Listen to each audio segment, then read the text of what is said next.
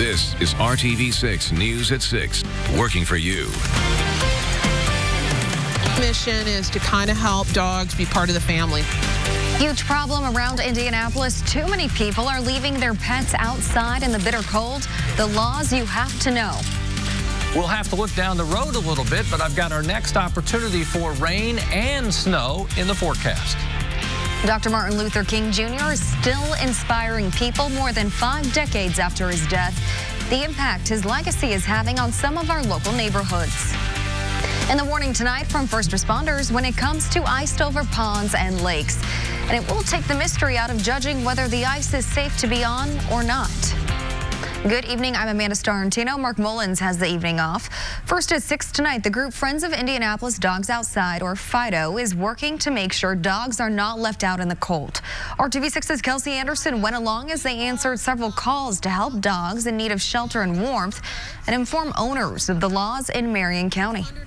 These are the type of situations they're looking for today. This dog is outside and it's under 20 degrees. Its chain is less than 12 feet long and its doghouse has no cover and no floor and no straw. Hi there, we're with FIDO. We are doing outreach in the neighborhoods, and especially because it's under 20 degrees right now, so we're letting people know what the laws are. Darcy Kurtz is the founder of FIDO, Friends of Indianapolis Dogs Outside. She says when the temperature dips below 20, it's illegal for dogs to be outside for long periods of time.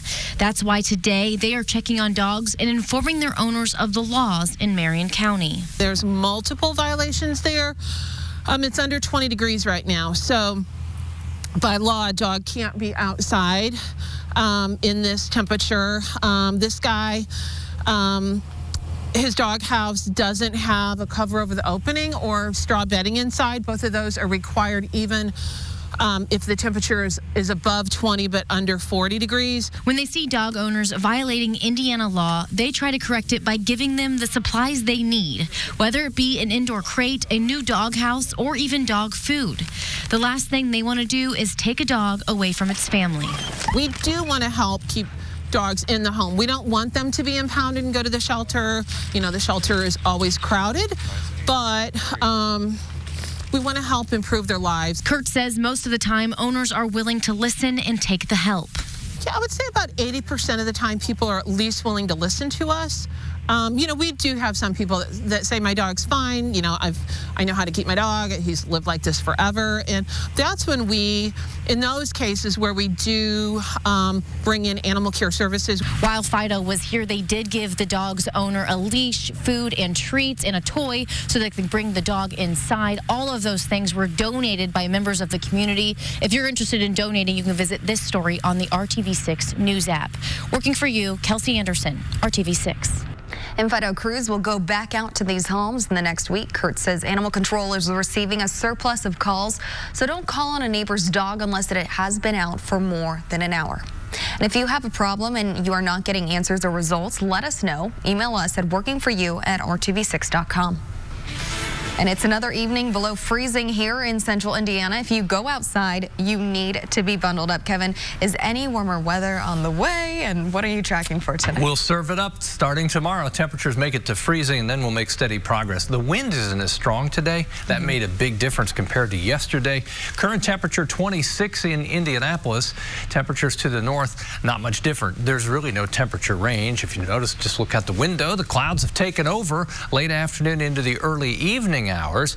As we look into those clouds, radar picking up some moisture, but really I think the likelihood of any flurries reaching the ground pretty low, but just another indicator, some of the low-level moisture trying to crack off some flurries. Temperatures, they'll be in the teens, but this is the coldest night that we'll have for the rest of the 7-day forecast. Of course, we were colder as we on Sunday morning than this, with temperatures in some spots in the single digits during the next 3 days. 32. That's our goal tomorrow. We'll do that with partly to mostly sunny skies. We step it up Wednesday. We're still dry during the daylight hours on Thursday. That will feel pretty good at 44 degrees. We can't turn our back to Illinois for very long. We'll keep an eye on the system Thursday night that will try to move our way for Friday and Saturday. It's a slow-moving storm system. It will have some snow with it. We'll have more details on that coming up. Over the years, the celebration of Dr. Martin Luther King Jr. Day has evolved from a national holiday off into a day of work in the community. RTV6's Troy Washington shows us how the day is jump-starting projects and making a difference in local neighborhoods. The chicken coop wouldn't have been done for 4 weeks had it not been for the help we had today. The eggs laid by chickens in this coop will feed customers here at Cleo's Bodega and Cafe. All meaningful work, and it's all community driven. Greg Wilson is the executive director of the Indiana Civil Rights Commission. He says today's day of service projects in honor of Dr. Martin Luther King Jr.'s legacy are just a starting point. Not about just this one day, because he wasn't about just one day. So let's continue all through the year doing something for somebody else and giving of yourself. John Hawkins grew up playing in Watkins Park. Played on these basketball courts, out on those tennis courts. You know, I ran around Watkins ground. For him, coming back here to do work brings things full circle. It's a humbling experience. At least 200 volunteers opted to get off of their couches and come out to clean, fix, and serve in honor of Dr. King's legacy. Volunteers filled up black bags like these after picking up trash in the neighborhood near Watkins Park. They came out, they didn't complain, they rolled up their sleeves, got their hands dirty. To see all these people come out on today and be selfless on his day. Keeping in mind that serving the community and honoring Dr. King goes far beyond just one day of service. Working for you, Troy Washington, RTV6. And we want to task you with a call to action tonight. Groups tell us something they need help with is you to find time to give back all year long if you can. Even if you can schedule a volunteer day once a quarter, it can help. We have links to local groups who need your help in this story on the RTV6 app. A case of road rage may have been the reason 2 people were shot at a West Side intersection. IMPD says officers rushed to 10th and Girls School Road around 1 p.m. on a report of shots fired. Police say they found 2 people suffering from gunshot wounds. Both are listed in good condition. IMPD tells us it appears that the shooting was sparked by some sort of road rage incident, but they don't know that for sure. An investigation is underway to figure out exactly what happened. And Lafayette police have shot and killed a man during an incident in a neighborhood southeast of downtown Lafayette. Investigators say the shooting happened around 2:30 this afternoon at South 23rd Street and State Street. Police tell us they have received a call about a man with a gun at that intersection, and officers say they began negotiating with the man to put down the gun. And during that time, an officer shot him. No police officers were injured, but the man died. And police find and arrest a man accused of killing 2 people in Indianapolis. This tops the RTV6 news feed. IMPD found Demarion Moore in Champaign, Illinois. Officers say they believe Moore is responsible for killing Krishan Snelling on January 8th on Hardin Boulevard. That's near West Washington Street and I-465 on the west side. IMPD says Moore is then accused of killing Shawnee Scott the next day on Westmore Drive near 10th and North Girls School Road. That is also on the west side.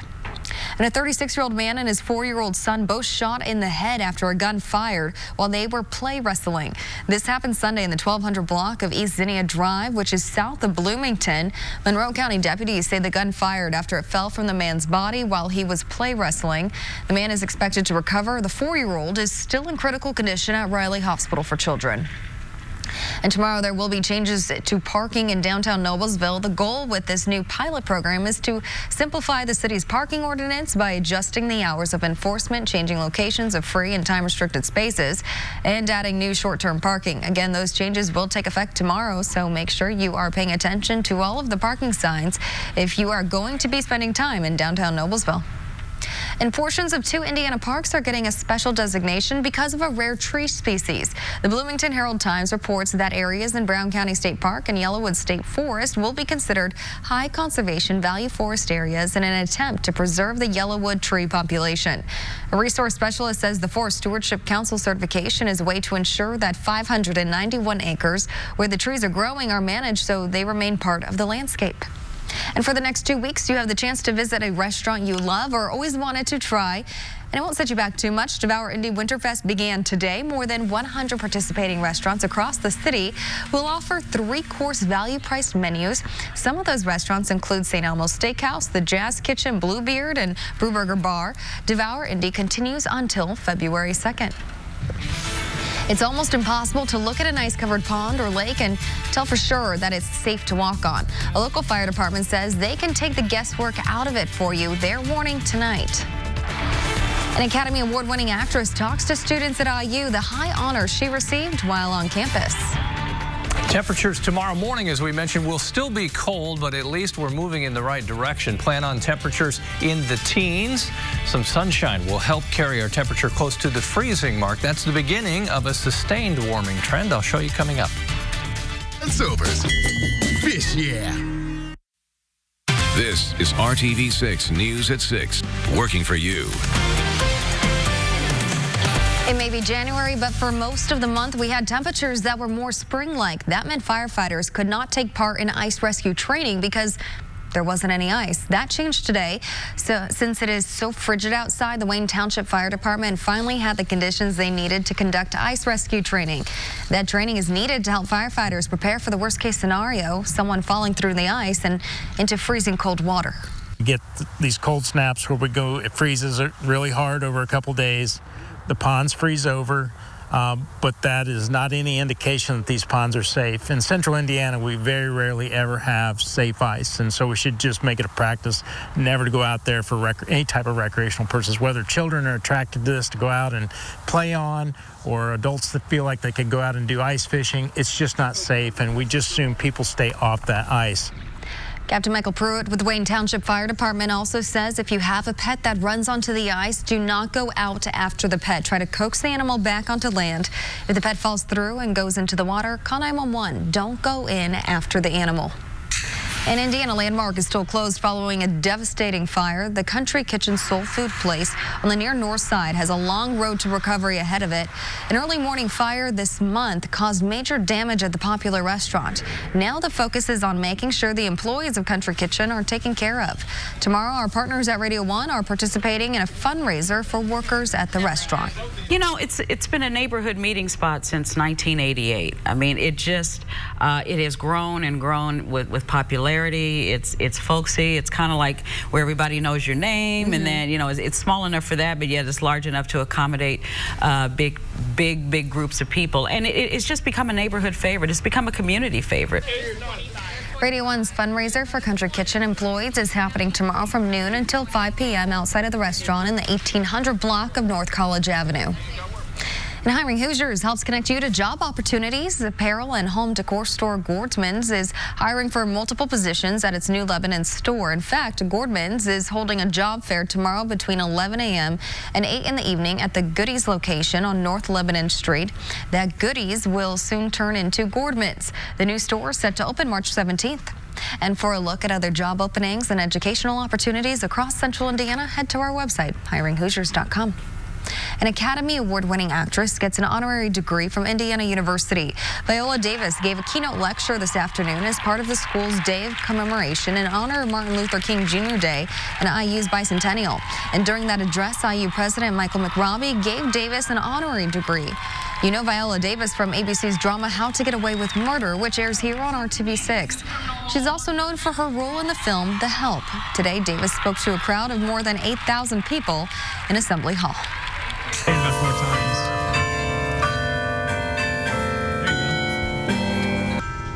Also, in honor of IU's bicentennial today, the school unveiled the Arthur R. Metz Grand Carillon in the IU Cox Arboretum.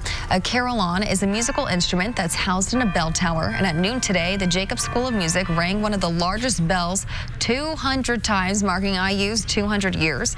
The Metz Carillon used to be on the edge of campus near 17th Street and North Jordan Avenue.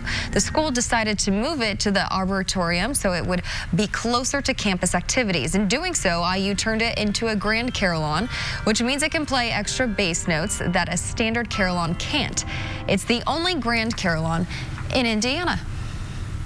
It looked like there was a spiral staircase that would take you up there. I bet you that's a long walk. Okay, let's just talk about the extremes that can take place during the month of January. Our coldest ever, and this was the anniversary 24 hours ago of the temperature 27 below. That was January 19th, 1994. Warmest temperature we've ever had in Indianapolis during the month of January, 71. Neither extreme or anything close to it in the 7-day forecast. 35 is our average high, so we just kind of follow the bouncing ball here above or below average. We're still below average tomorrow, although we're getting closer to the freezing mark. We'll make some progress Wednesday and Thursday. That's kind of peak temperature Thursday, mid-40s. The next weather system arrives, bringing with it rain and some snow. I think snow at the nighttime hours mixing with rain then during the daylight hours. More detail on that in a second. Temperature progress from single digits on Sunday morning to the teens once again. 18 tomorrow. Temperature a little warmer as we get to Wednesday. Noticeably warmer when we start the day on Thursday. That's also the day, as I mentioned, that we'll make our move at 45 for the high. Clouds rolled back in this afternoon. That keeps the temperature from falling off too quickly tonight. The wind will be light during the day tomorrow. A mixture of clouds and sunshine. That'll be nice and help push the temperature close to 32. The wind light during the day tomorrow and variable generally out of the southwest, and that will eventually start to grab some warmer temperatures and bring those north of the Ohio River. That really starts to take place, as I was mentioning, on Thursday. That'll be the warmest day as we go into Wednesday.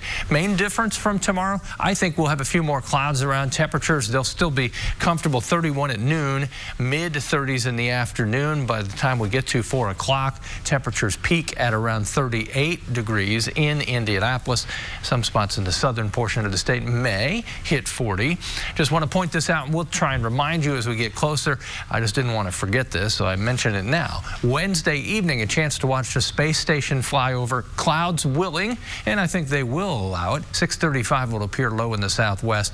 It's about a 4-minute pass, and it goes high above the horizon, so it should be good viewing. Thursday night, rain and snow to our west, moves across central Indiana. That's what we wake up to Friday. I think we switch back to primarily rain Friday, but we'll do the same thing. Friday night into Saturday, snow mixing with rain at times. On Saturday, temperature stuck in the 30s. We're back to 40 degrees and dry on Sunday and Monday. It's nice to see a little bit of a warm up in there after yesterday. It feels good. Okay, thank you, Kevin. Hey, Dave. Hi, guys. Good evening to you. Maybe this Pacers team is pretty good. No better way to start that 5-game road trip than they did last night. And the way they did it, a tough, though, and quick turnaround tonight. They're in Salt Lake City to take on Bojan Bogdanovic and the Jazz. Let's see here. What did we begin last night?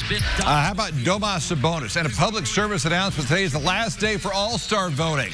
Considered Domas's first career triple-double. First Patriot to do it in a couple of years as well. Less than minutes ago, how about the closer, Malcolm Brogdon? Going all Oladipo on the Nuggets. Backs up, takes off. Massive dunk, exclamation point. And don't forget Doug McDermott. We've highlighted his story all season long, having the best season of his career. He had a career-high 6 threes as the Pacers knocked off the third-best team in the West. Telling you, this team's sneaky good.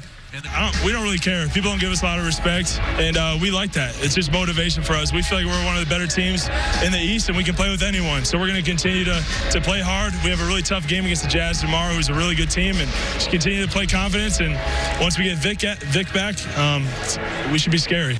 Another tough game tonight. Meanwhile, conference championship round means a few changes to the Pro Bowl, and for Indy's own Jack Doyle, it means he is now in. The Colts tight end gets the call-up after Chiefs tight end Travis Kelce moved on to the Super Bowl next week. Jack's second trip to the All-Star game, first since 2017. Doyle started all 16 games this season, had 43 catches for 448 yards and 4 touchdowns. He joins offensive lineman Quentin Nelson and Ryan Kelly, along with linebacker Darius Leonard. The game, by the way, in Orlando. You can see it live right here on RTV6 at ABC, Sunday at 3. Speaking of conference championships, there may not be a better story out there than the one for Purdue's Raheem Mostert. Raheem joins a short list of players with 4 rushing touchdowns in a playoff game. He was a track star and a return man at Purdue, moved to running back his junior year, went undrafted, where they then went on to play for 7 different teams in the NFL before landing in San Francisco 3 years ago. He and the Niners are now headed to Super Bowl 54. I did have a lot of doubters and naysayers, and now I get to actually tell them, hey, look where I'm at now. I never gave up on my dream. Yeah, it's crazy that I've been on 7 different teams. I actually still have, the cut dates, and I look at that every before every game. like I said, I kept the faith in not only myself, but whoever gave me the opportunity, and this organization has done a great job with that. That is a story. Wow. Hey, finally tonight, first and foremost for the weekend, sure sign that racing season is around the corner. 34th annual Chili Bowl, Tulsa, Oklahoma, the place to be. A couple flips or so. Thomas Messerall and Aaron Reutzel, the spin there. Final lap, though, the long-awaited victory for NASCAR star Kyle Larson, just edging Christopher Bell. Took him 13 tries. He says it's a bigger win than winning the Daytona 500. And for him, who can argue? Up next, Rolex 24-hour race at Daytona this coming weekend. Pacers and Jazz and more tonight at 11. Until then, the news at 6 continues after that. Motion for just $259 a month. Welcome back. Today's RTV6 photo of the day is of Mabel the dog. This is Mabel dressed up for the holidays. Look at Mabel. I know, look at that red bow on her head. We all have a dog voice, don't we? Look at Mabel. That's right. That's cute, Dave. Mabel is 1.5-year-old Great Pyrenees Rescue.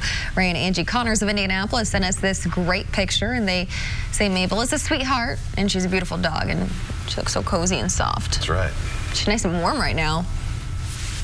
Well, we want to see your photo of the day. Email it to news@wrtv.com. If we select your picture, we'll air here on the News at 6. That email again is news@wrtv.com. I'm used to having Mark here to like chat back and forth with me. All I saw was an empty seat, so I decided to sit. This is what happens when you get older, right? All right, from Great Pyrenees to little Lexi, she's ready to go for a walk, and that's what you do. You've got the dog voice down, nice little kind of blanket on, temperatures in the 20s. Yeah, Dave is always on the right side of your screen when you're watching, but now he's the man in the middle. Just in case you're confused. All right, well, thanks for making RTV6 your choice for news. Join us again for the news at 7. Cheers, hello.